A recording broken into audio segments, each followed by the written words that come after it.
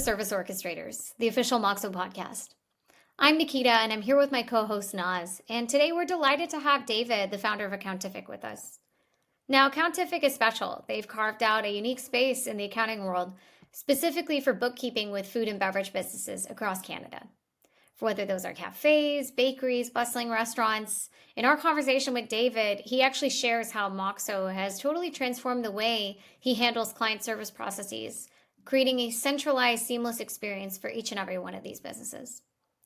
Now, by consolidating multiple ways of interacting in the past and completing actions within one single streamlined platform, Accountific is able to deliver faster, more effective support. And this enables David's team to do what they do best, which is provide expert accounting insights that really empower their clients to grow. This transformation has not only driven efficiency, but it's also strengthened client relationships, giving Accountific a competitive edge in an ever-evolving industry. Join us today as we dive into David's journey, exploring the ways Moxo's enhanced Accountific's business model and help them stand out. Hi, David. Thank you so much for joining us today. How are you? I am well. Thank you. I'm excited to be here. We're excited to chat with you. And my co-host Naz and I are just really intrigued by your story. We've spent a lot of time on your website, to be honest. In fact, Naz was just mentioning to me that she really wants to talk to you about some of your posts. So I'm sure we'll get into all good things about, your business. But I guess just to start with, right, for our listeners and viewers, can you talk to us about what Accountific does and the industry you operate in? Essentially, we're a bookkeeping firm. We focus on working with food and beverage operators in Canada, providing payroll services, regular bookkeeping, financial reporting, with, like I said, that focus on the food and beverage operators. You definitely have built a niche for yourself in this way, right?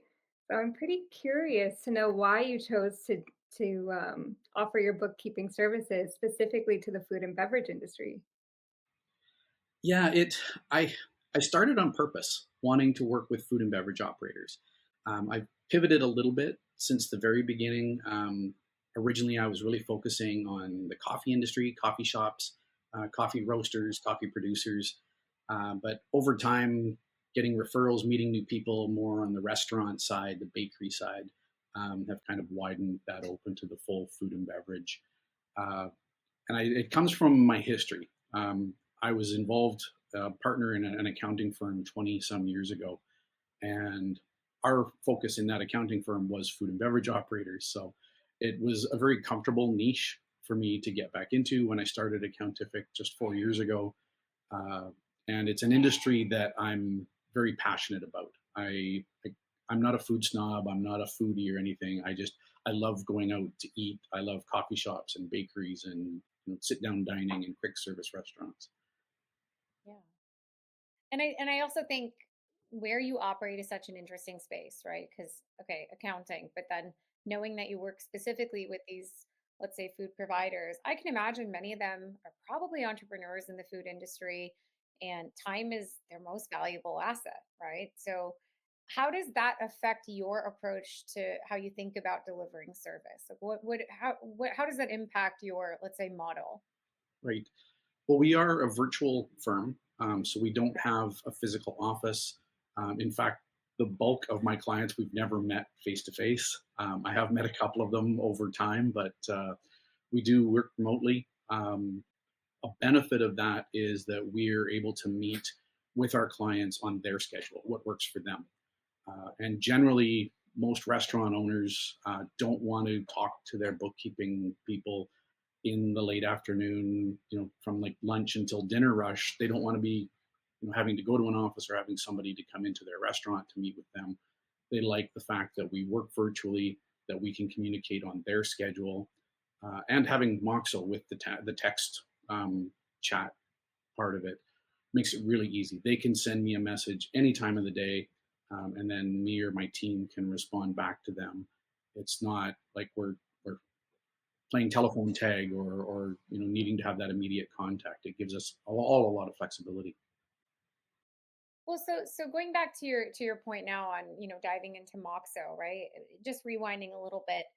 This is so interesting, right? You get started, you have this passion and kind of the two blend together.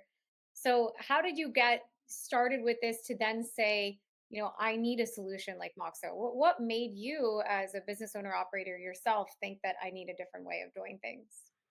It actually came as a suggestion from a good friend of mine who had just started working with a new CPA, and we were chatting about my business, and he was saying, like, do you have a client portal?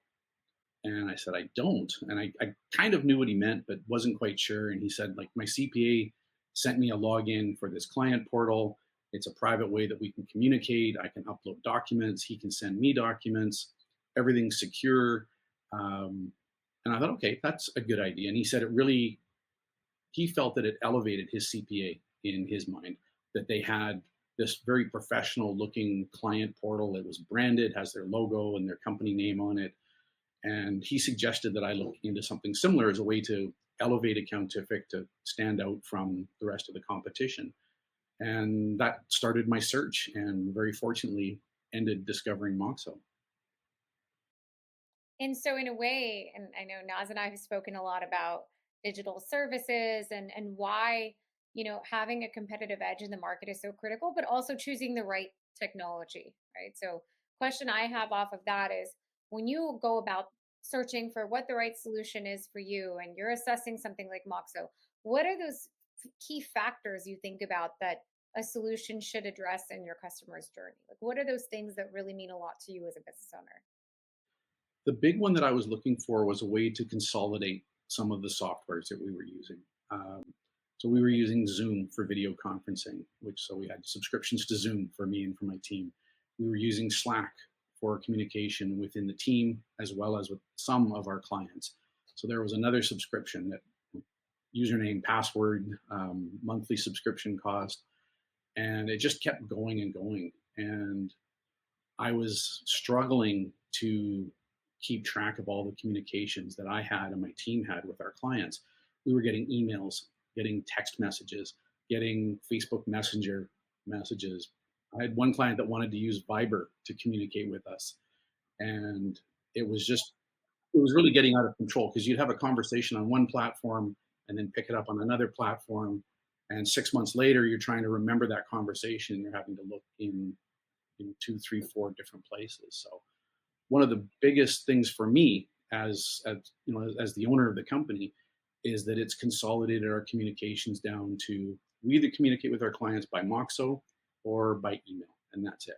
We don't support any other messaging service. I tell all my clients when we onboard, like, do not text me, do not Viber me, do not Yeah. we give them 2 options. Either they can chat with us in Moxo or they can use email. And probably 90% of my clients are on Moxo with us. I have a few holdouts, kind of old school, concerned about the technology, I think. Right. And they prefer just to email. And sometimes email just works better.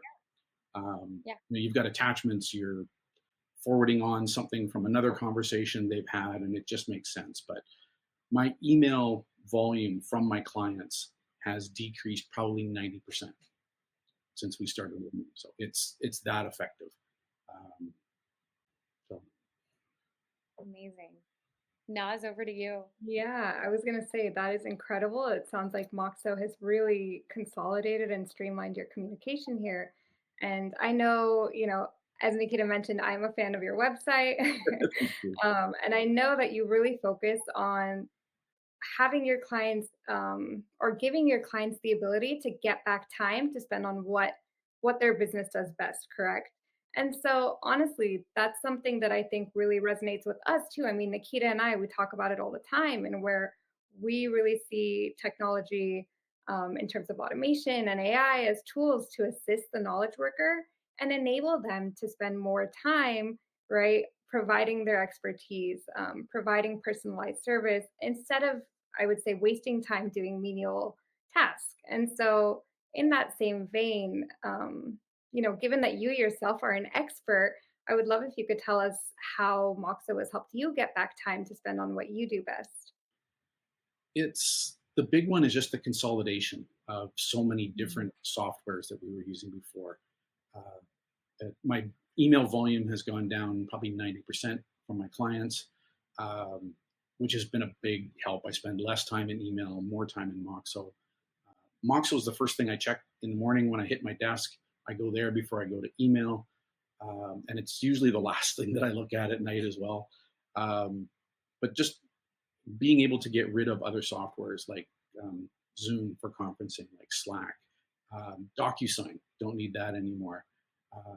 And that's not even touching yet on the workflows that we've built in Moxo. Just those simple things have made it much easier for me to run my business and manage my client book. I'm not having to think, oh, I communicate with this guy on this platform and this person on that platform. It's everything's there, and it saves me so much time not having to look on all these other places to find what's going. And I actually would love to dive a little deeper in that. I think another thing that I noticed online was that, or something that really caught my eye, was that you break down your business process into 4 key parts, right? There's book, I believe, engage, automate, and control. So could we dive a little deeper into what those terms mean for you? Like specifically in the context of offering accounting services for the food industry, and how you implement them across Moxo. Right. Um, our whole process, onboarding process or sales process, I guess, is to meet with the client and discover what their specific needs are. As much as bookkeeping is bookkeeping, accounting is accounting, and we try and standardize or systematize as much of the work that we do just for efficiencies. But every client is special and unique. Everybody's got a little unique thing to how they run their business. So the whole process starts with discovering that, figuring out if we're a good fit to work with this client. We're not everybody's cup of tea. And sometimes I just don't feel a fit with the client. Sometimes they don't feel a fit with me. So that's that first step. From that, we build out the work process of how we're going to work, not just do the work, get the bookkeeping done, get the payroll done, but how we're going to effectively work with the client directly or with their team. In about half the cases, it's just the owner that we communicate with. In other cases, they have managers in different locations, or they have an operations manager, or things like that. So it's getting to know their team as well and how to best communicate with them. Then it's just setting up the systems. We try and standardize as much of the softwares that we use. Obviously, we support different points of sale. Different restaurants are using different software for that. Different inventory systems and that, but we're fairly standardized on our accounting systems that we use, on our document collection, on our reporting. We're all using the same platform for all of our clients. And beyond that, it's just we get into that routine. Everything gets sent to us that we can process it, deal with the accounting process, and out the other end comes their sales tax filings, their payroll gets done, and the monthly reporting. Every client receives a monthly report of where they're at, and we meet with probably 60 or 70% of our clients on at least a monthly basis to review their financials. Other ones are a little more savvy and they don't want necessarily that type of thing all the time, but it's just we let them get back to running their business, whether that's in the kitchen, whether it's in the front, greeting customers and working with their staff, or managing their managers, depending on the organization. And I mean, you've probably heard this on, countless podcasts, right, or videos and whatnot, and we see it in our day-to-day lives. I love to talk about this, and I could exhaust this point, right? But I feel like there's no end to it. In that the service and the let's call it the way services are delivered in this day and age, the model has changed. People's expectation has changed, though, right? The fact is, we talk always about this device here, and this device is completely changing the way we all live, the way we operate, the way we expect to pull services. I love to talk about that because I feel like it relates back to exactly what you're saying. And so many business owners and operators that I hear from that say, hey, if I'm doing a good job, it means I'm making my staff more productive in the same amount of time, first and foremost. It means that my clients, what does having a great consultative experience mean? It means it's smooth, it's seamless. And you've spoken a lot about consolidation, and I empathize with that so much, right? The best word is empathize, because we get it, right? You see so many businesses out there that try to increase their tech stack thinking, hey, maybe this will make it easier for my customers to request services from me. And then you're just inundated with looking at 5 different platforms for each piecemeal part of the process. And the reality is, the reason you need to consolidate is because you need to put it together in one single process. It's not individual key components that are all unique, right? It's all within one single flow. And I think that it's powerful when you can say, hey, when I'm running this type of service, I know every single part of that process. I know what's happening from when they get started to when it's done. And Na spoke about this a little earlier, right? But how do you give back time and save time? I think something that you're saying that sticks out to me is, in a way, if the system takes care of more of that back and forth for you, then you and your staff are more focused on actually delivering human services to clients where it counts, which is why they're working with you, for your knowledge, your expertise, versus having time wasted on a lot of the dead time that goes into, oh, did somebody send the right file on email? Or, oops, we missed a message because someone else was out of office and they sent it on this other platform. You eliminate a lot of that, and you make your team and yourself more productive, which equals a better client experience eventually, right? Absolutely. No, it's our goal is to make dealing with the finances of their business as simple, as smooth, and seamless as we can possibly do. And it's, generally it takes, a month or two to get totally into the routine with a client. And every now and then strange and wonderful things happen. But I think pretty much across the board of all of our clients is we're giving them the simplest, easiest to navigate financial solution that there is. And we're always looking to improve that. We're always looking to do better, and looking to companies like Moxo to help us to do better. Um, you know, it helps our internal teams to have less software to have to deal with. Yeah, I know it helps our clients to have less software.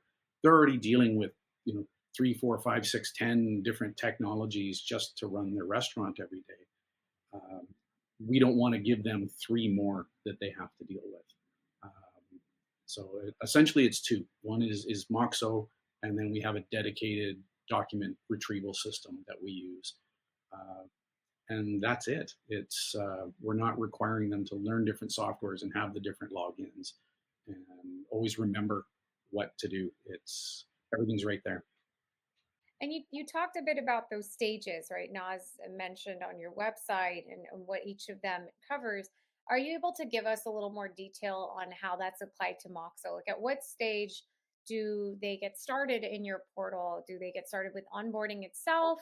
How does that process work? And how have you applied your workflows to Moxo? The first question, I'll answer the first question. Moxo gets introduced to our clients at the discovery stage. I hold all of my discovery meetings with potential clients using the video portal on Moxo. And I'm always checking, like, did you have any problems getting logged in? What was your experience? And they're like, no, it was really easy. I put in my email address and my name and I was in, it was good. So we start right away. I explain to them that we use this client facing portal. We're actually using it right now. Explain to them that we'll set up text chat groups where they will have access to me on a private channel. They'll have access to the team in a group chat. That when they're ready to sign the contract, they'll do it right from inside of this portal. So we introduce it right away. I don't want it to be a surprise to the customer down the onboarding process. Oh, by the way, you can't text me. You have to use this. It's ingrained in them right from the very first couple of minutes that we meet. And it helps for the team. All of our communications are there. We set up, like I said, we have the client-facing chat groups where whoever on the team needs to have access to that with the client. And then we also have kind of a mirrored internal chats for each of our clients so that we can talk amongst ourselves on topics about the client without them having to see all of that traffic back and forth. So it helps our team to stay on track because all of our conversations are inside of Moxo. We don't email back and forth as a team unless we're, again, forwarding an email trail that's going on. But all of our day-to-day communications are in Moxo. And I keep Moxo open on my desktop all day when I'm sitting in front of my computer. it's between Moxo and LinkedIn. That's kind of my life. Absolutely. Over to you, Naz. Yeah, amazing. So I see that you're really focused on making things as streamlined and easy for your clients, right? And so I feel a lot of empathy for that because the food industry is notoriously tough, right? There's high competition, there's slim margins. And so I would love to know more of what specific financial challenges you see the food industry facing and how Accountific helps to solve those. It's kind of check all of them. Every obstacle that is out there in the business world is pretty much faced by the restaurant industry. Um, COVID was a massive thing. Like, they went from full operations to, for the most of them, being closed completely for weeks and months before they were able to reopen. Some of them, depending on the style of service they have, were able to pivot to takeout and delivery, kind of having that anonymous pickup window where everybody could come and grab their stuff and go. And since then, it's been massive inflation on food. We're seeing commercial rents going up significantly. Probably half of the restaurant closures that I see in the news cite the fact that their lease renewal had a massive increase and they just can't afford to continue to operate in that location. Um, Food inflation is hitting everybody. We go to the grocery store, we're paying way more than we were 4 or 5 years ago, and that's hitting the restaurant industry very, very hard. And staffing. Staffing has always, like forever, been a challenge in the food industry. It tends to be very transient. A lot of people come and go, and just the changing world. Some of it's COVID and the post-COVID period, but it's becoming more and more difficult for restaurant owners to attract and retain employees. That's probably when I just having conversations with clients, I'm like, what's keeping you awake at night right now? And at least half of the responses for that are my staffing. They're running constantly short. They're short one or two servers, they're short a busser, or they're short a cook or a chef. And that's, aside from all of the other financial things that keep them awake at night, it's trying to maintain a full roster of staff is huge for them. Yeah. So, I mean, given all these extensive challenges, right, with staffing issues, rises in cost all over the board, how would you say you tailor your accounting services to, I guess, ensure that clients can focus more on growing their business and I would say less on these financial worries? Right. We are flexible in the way that we work with our clients to the services that we provide. Um, at the end of the day, bookkeeping is bookkeeping. It's making sure that all of the money coming in, all of the money going out is all accounted for, that we know where it's come from, we know where it's going. And payroll is another one that's kind of, you can't avoid payroll, which we do for almost all of our clients. But beyond that, we can be flexible. I have some clients that want to meet, once a month to review their financials. They want to walk through them line by line so that they understand and have a better handle on that. Whereas other clients are more experienced in the industry. They're more business oriented and they're able to very comfortably go through their own financials. And reporting. We have some clients where we build out massive custom reports for them. And other clients just want the basic, black ink on white paper, their profit and loss, their balance sheet. So if a client is very budget conscious, we can cut out some of the extra services that we're able to provide, like that, the extended reporting. If they're on a really, really tight budget, we can give them the basics of reporting. I still take the time to meet with them if they need. I don't really include my time in any of the pricing that we do. It's more the team's work. But it's tough. I talk to operators and they're like, I've been doing my books myself and I'm not doing well. I'm not keeping up. And we talk about just basics of pricing and they're like, what, I can't afford that. Like that's the difference between me putting gas in my own personal car or hiring a bookkeeper. And I really feel badly for people that are in that kind of a situation, but that's the reality of what's out there. A lot of the smaller operators are making those day-to-day, week-to-week personal finance decisions based on how their business is doing. Yeah, because financial health is so critical for any business, right? But I'm sure particularly in those where you have these transient workers, you're kind of more on a day-to-day basis trying to keep up, right? Right, And you're creating this from the ground up. It's not easy. Plus, when you're literally delivering a physical product in many of these right, cases, right? We're living in a digital world where the challenge and the landscape is very different, but in the end of the day, that's why something like COVID hit such businesses so hard because it is a physical experience or physical product somebody's consuming in the end of the day. right. So, it's a whole other set of challenges and a different paradigm that you have to think about when working with such businesses. As clearly I can hear from you, that's the case, right? Yeah, it's like every business has its challenges, unique to the owners and the structure of the business and the staff and the customers. Um, Restaurants are, as much as they're very, very similar in that they have a lot of the same challenges, they're still very unique. Um, and I love the entrepreneurial spirit of food and beverage operators. Uh, the exciting thing is that for every restaurant or coffee shop or bakery closure that I hear about in the media, I'm hearing about two new ones that are opening up, where one operator is not able to make a profitable go at a given location with a given concept, a given menu, whatever it is. They end up shutting down, and 60, 90, 120 days later, a new concept has opened up in the same location and they're a thriving success. And it's not to say that the person with the one that wasn't successful is a bad business person or they're bad, their food was bad or anything like that. It's customers' tastes and choices are evolving constantly. And restaurants that were super popular 5 years ago are struggling to keep the doors open today. Uh, and restaurants that struggled for their first 5 years, all of a sudden they just hit that right stride, the right menu, the right staff, the right chef, and they become, that sudden overnight success.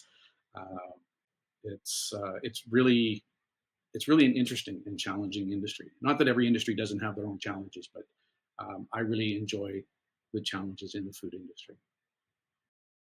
Well, and to that point, right? I feel like your business, you've had to be very innovative from the start because you're thinking about it from the perspective of saying, okay, I'm setting this up from the ground up as a digital service. I'm creating a new model in the way I deliver services, and I'm not going about it the traditional way. And I'm supporting businesses who have a unique set of challenges. So I feel like even in the way you've set up your whole process of delivering service, you've had to think through some of these things yourself, right? And being a process owner yourself, a business owner yourself. So when it comes down to now seeing the results of the model you've created and how you've gone about implementing, the right solutions for you, have there been any, say, measurable results or improvements you could say you've seen in terms of efficiency or productivity, customer satisfaction, anything even anecdotally that you've heard?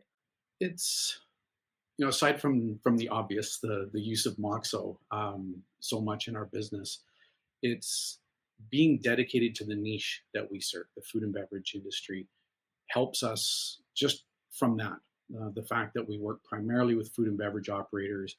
So going in, I'll have a discovery call with an owner, and I have a pretty good idea of what most of the answers are going to be to the questions because there's a lot of the struggles and challenges they have are very typical across the industry. And we, because we work with so many different food and beverage operators, we've seen, I won't say we've seen everything, but we're constantly learning, but we've seen a lot of the same things. We see the same software.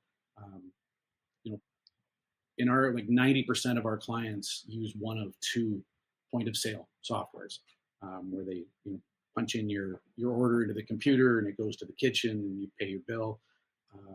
Two softwares are what's used by 90% of our clients. So we're pretty good at manipulating our way around that software and finding the data that we need and helping them with that. It's things like online ordering, um, the Uber Eats and the DoorDashes and these different softwares. Again, for because we work primarily with that industry, we're familiar with all of these softwares. And on our end, we try and standardize as much as possible. Almost all of our clients use the same accounting software. We use the same accounting software for working with almost every one of our clients, which makes it easier for our team. We set up things inside that software. They're very familiar with it. They're not having to remember, oh, this customer uses this software and this customer uses that software, and having to remember how everything works. And document retrieval. We use the same software for all of our clients for retrieving documents, which just adds more efficiencies to us, which allows us to work a little leaner and be able to better support the client again, because my team knows these softwares that they work with, and we're able to help troubleshoot any issues that they have. Yeah. Well, and then that's powerful, because you also become more and more of a credible source of somebody to rely on when you build your business through word of mouth. But when so many people come to you or specialize in a certain industry, and you know what works best for them, right? You kind of standardize that playbook. And, I'm sure there's nuances per business, Mhm. but for the most part, you can see what works well, right? And what creates success for a business long term. I'm sure that also helps you in attracting new clients too, to say, hey, I offer this seamless experience. And by the way, you spoke to this earlier and that caught my attention. You talked about it being like a private channel with you. I also think that's really powerful for your customers to be able to think of it that way. Mm. Because really, in reality, we all know now when we go on our email or text, it doesn't feel particularly private, particularly when we send emails. Sometimes it feels quite like a spam inbox, so to Right. speak, right? And you send an email, it goes off into the oblivion. You don't know where it is. You don't know what's happening, who's checking it. At least text feels more personalized, but I would argue too personal, right? You have your personal relationships there, and you don't necessarily want to be mixing in financial accounting and business statements within your text threads, right? Right. Even though people do it, not ideal. So, in a way, this private channel, I'm sure, also boosts confidence that, hey, people can trust that your business, just based on the quality of the experience you provide, has that expertise, right? Right. When somebody comes in and there's this whole private portal designed that says, hey, it's your name, welcome, and it's your brand, Mm. I'm sure that speaks volumes to the experience that you can provide as well. I hope so. It's it's we don't we don't want to trick or coerce people into becoming our clients, but by having a set tech stack that we use, I think that gives our potential clients and our existing clients more confidence in us, that we don't use this for this and that for this and different things. We have a pretty solid tech stack that we use, and we're very confident in that, and we're good at using those softwares. And going back to the thing about having the private chat thing in Moxo, I'm not involved typically in the day-to-day bookkeeping of what goes on. And again, that's a conversation we have right at the very first intro meeting, that discovery call into the onboarding. Part of the onboarding is them meeting the person they're going to be working with day to day on their bookkeeping, week to week, month to month. But I always assure them, I'm like, I'm still here. You're just not going to see me in every one of these conversations. And I set up that private channel, and I just say to them, like, this is a way that you and I, just the two of us, can communicate. And it's, if they've got a concern with something that's going on with the team, they know that they can reach me confidentially and directly, not hey, can you have David call me? It's it's a way that, and those types of situations are very, very rare, but it's more just as a business owner, it gives me an easy channel, pun intended, to keep in touch directly with my clients. And most of the conversations that I have with my clients in that format are not about their bookkeeping. It's not about their finances. It's more about what's going on in their industry. I'll see a news article that I think they might be interested in.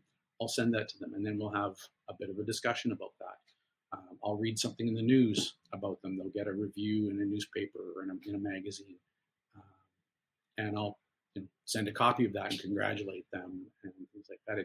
It helps me, because I'm not in the day-to-day bookkeeping operations, it helps me to keep that relationship going with my clients without having to always, hey, we've got a problem. Hey, there's this. Hey, there's that.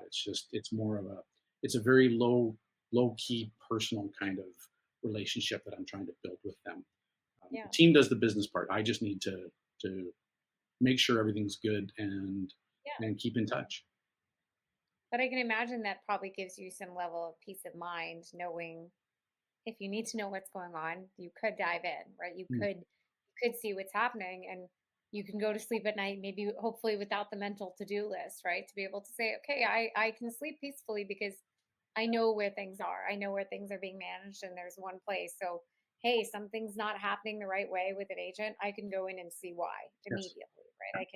I can step in, and you have that confidence to be able to say, I know what's happening across my organization. Yeah, absolutely. It's and one way that I use Moxo to help me to have that peace of mind is when we start a new client, start doing the bookkeeping for a new client, and we set them up on Moxo. I have the team include me in the workflows for the first couple of months, so that I can loosely monitor. I don't spend all day monitoring what everybody's doing, but I can loosely keep up with the stages that they're at in the bookkeeping because I'm part of the workflows that we build. And then once we're a couple of months in and it's clear that the team isn't having any issues, I just get them to kick me out of the group. Um, I don't need to be watching every workflow for every client, but I do that for all of our new ones. And I'm just starting to learn now all of the reporting functions in Moxo, some of that back end admin reporting stuff, which is going to help me to have better confidence that everything's going well without even having to be inside of those workflows, because I can see the progress just from the admin side. Yeah. So, I mean, you've spoken a lot about how you're really able to deliver personalized service, right?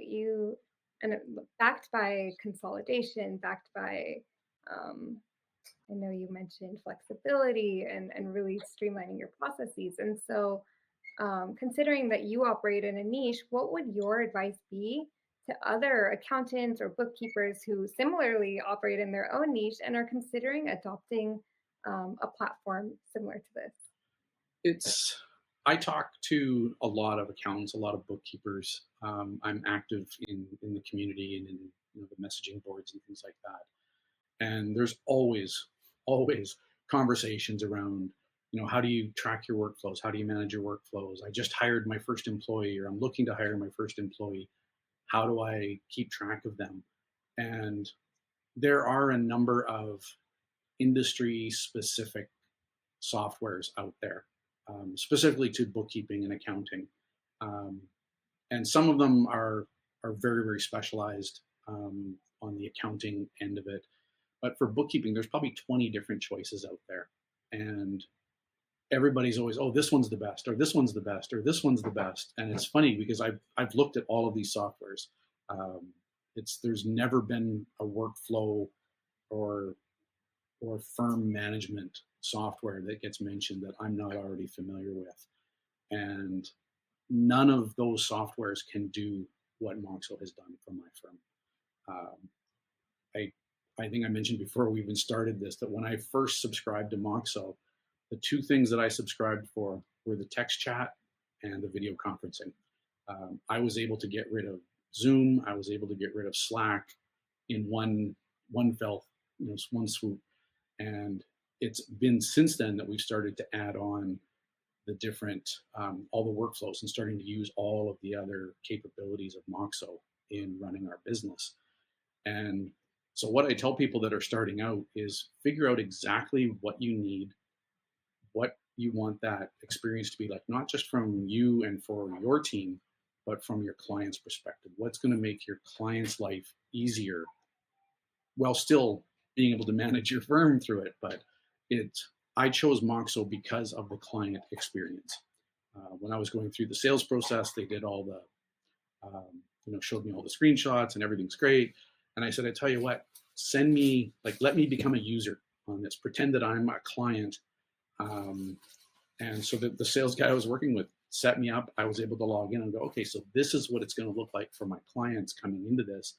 And that just completely sold me. It looked so professional. It makes me and my firm look way more professional than we did before.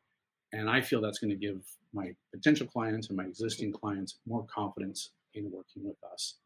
And so if you're going to invest into a client portal or into a workflow software, make sure that it's something that's going to work well for your client and for you. But don't pick something that you like or that works for you personally and then force that on your clients. No, absolutely. And in fact, I'd say that that ties to a lot of advice we give our prospects or customers when we're getting started too, which is, hey, it sounds great. We'd love for you to use Moxo, but if we're doing our jobs well, it's ensuring that you use it the right way that's actually going to benefit you. And there is a right way, right? I'd say that, you know, our ideal customer is somebody, like you, but really somebody exactly as you've described, who's, whether they're a process owner, right, or they're a process owner and they're the founder and CEO, they're operating this business. And what keeps you up at night is, how do I ensure that things are running smoothly, my clients have a great experience, and my team is efficient, right? My team is performing well, and they're also given the tools to do that. Right. And so I think a major part of that, when you're thinking from an owner operator's perspective, is, how do I tie the use of technology to a specific part of my business, right? And we always say this at Moxo: if you're going to start using Moxo, you need to tie it to a specific process, right, or something to get started with. Because the fact of the matter is, somebody's reaching out to communicate with you, not just to ask you, how the weather is and how your day is, but it leads to a request for something, whether it's as simple as, hey, share this document and I can't find it, or what was my last statement, or it's a deeper conversation about a strategy. There's a reason, and it's around the service cycle of some kind, right? Yes. So being able to lend them a way to say, here's an obvious way I can get started, in a way you're also showing your teams how it would benefit them too, right? And then it speaks for itself. You're right. It's not, you're not, as a business, clearly there's a very strong, ethical component that says we're not trying to go out there and sell ourselves, but we're saying this is what our model and our business core is about. And, there's some people who will really resonate with that. So stick to that identity, tie your technology to that, and the right customers will come. I agree. Yeah, it's we are in the tech age. Nothing happens in any business without a lot of technology behind it, and it's a matter of keeping that technology as big as you need, but as small as you can make it. And if I can make my team's life easier by giving them a tool that we use behind the scenes, they're not having to wonder, oh, how do I do this, or where do I get that, or where did this conversation happen? It's all in one place, and that makes my team happier, certainly more efficient. From the business owner standpoint, I know that my team is as efficient as they can be, and it's also a benefit as it provides that great service to the client. They're not, again, having to do the same thing. Oh, did we have that conversation here or there? Or if I need something, who do I email? They just put it into the group chat inside of Moxo. And I always tell the clients, like, the fastest way to get a response from us is Moxo. Because if you send an email to me, it could sit in my inbox for 24 hours before I get to it. And then I've got to forward it to somebody else who it's then going to go into their workflow. A simple question can take 36 hours, 48 hours to get an answer to. They put it into the group chat, and the first one of us that sees that request can either deal with it, or we can flag whoever needs to deal with it to make sure that they prioritize getting to that message. So it's a great way of triaging a lot of stuff that goes on from the clients. Well, that is so powerful, because think about the number of situations we are all in when you're not able to have one place where everyone's aware. I've heard this many times, but the first 2 weeks to the first month or so is the most critical time where you can make or break a customer relationship. And simple things like not responding fast enough makes a customer sometimes lose faith in the experience they'll get down the line.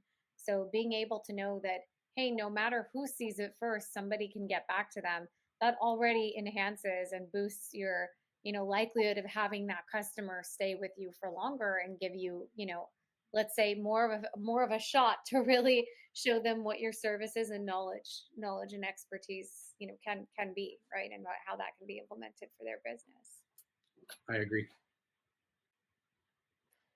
Well, David, thank you so much. We really appreciate the opportunity to chat with you. We can't thank you enough for doing this and allowing us to have time with you and just to learn more about your business and the way you think about it. It's really refreshing to hear your approach towards, adopting new clients as well. It's not necessarily trying to sell people, but truly create a meaningful experience that people want to come to you as a result, knowing that you're genuine and that comes through. The knowledge and the expertise that you're able to deliver is something that not only will help them, but they know that they have somebody in their accounting team who really cares about them and the success of their business. And great to learn from you and hear more about that. And I'm sure our viewers will really enjoy this too.